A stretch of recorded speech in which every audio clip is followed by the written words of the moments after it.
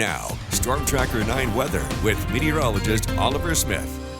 Hey everybody, nice seeing you again. It was a pretty pleasant day, especially today compared to the last couple days, because temperatures today were nice and cool. In fact, we were pretty close to our seasonal average. As you can see with our state high temperatures, we were into the 70s in the Willamette Valley. Average high for this time of year is 74 in Eugene. So right smack dab where we should be for this time of year. So really pleasant overall. We had the clouds. We did have a few sprinkles this afternoon. In fact, on my drive over here this morning, I had to use my wipers a couple times. So again, it was pretty much dry, but just a few sprinkles in the area. 71 in Corvallis, 50s and 60s though along the Oregon coast.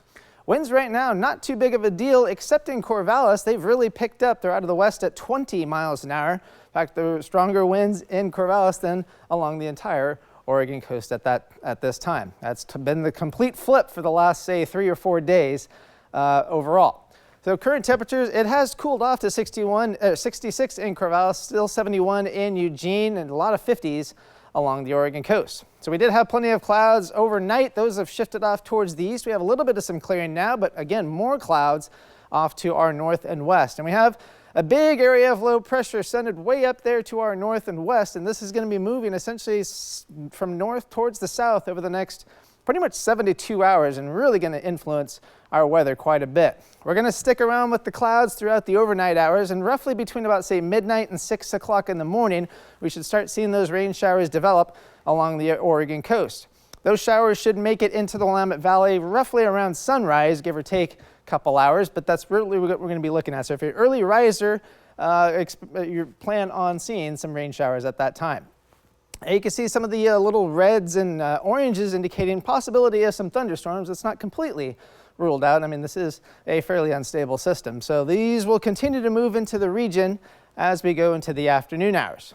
Now, once we get past the afternoon, we might see a little bit of a break, but there's another area, concentrated area of rain showers and thunderstorms way offshore, and those will push into the area once we get into Sunday night and into Monday. This will continue to move again from the west towards the east and really just kind of plague our weather all day on Monday. And then we're going to have another little bit more organized band of rain Monday night into Tuesday, and that could give us actually some steady rain briefly before changing back over to showers. So there is that system way up to our north. It centers itself right over the Pacific Northwest on Monday. By the time we get to Wednesday, it's out of the area and we're going to dry out and slowly begin to warm up. Now there is some uncertainty in terms of the models, in terms of what's going to happen towards the end of next week. Some are showing a warm up, some are showing temperatures fairly stagnant and staying into the 70s and maybe even low 80s. So not too bad overall. Total rainfall forecast ending on Tuesday, looking at about 1/2 inch to 1 inch along the Oregon coast, maybe 1/3 of an inch to 1 inch in the Willamette Valley, and about 1 inch to 1.5 inches in the Cascade foothills. So again, this is going to be very good news, a very beneficial rainfall event. We're not going to be experiencing any flooding or anything along those lines. Now, if you're heading over the Cascades, especially over Monday, we could be looking at 2 to 4 inches being possible of snow. Looking at 71 degrees right now, dropping off into about 50 degrees overnight.